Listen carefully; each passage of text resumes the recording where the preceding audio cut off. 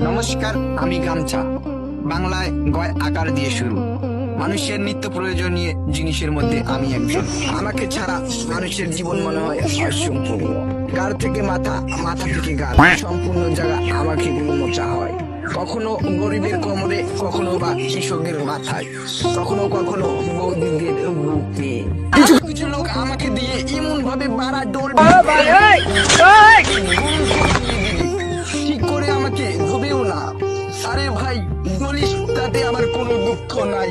Please please আমাকে ভালো করে ধো, অন্তত আমাকে ভালো করে ধো। বৌদিদের বগলের চুল মুছে মুছে ভালো দিন কাটছিল আমার।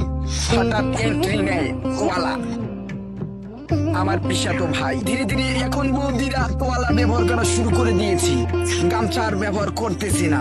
এভাবে চলতে থাকলে আমি বৌদিদের কাছ থেকে বিলুপ্ত হয়ে যাব।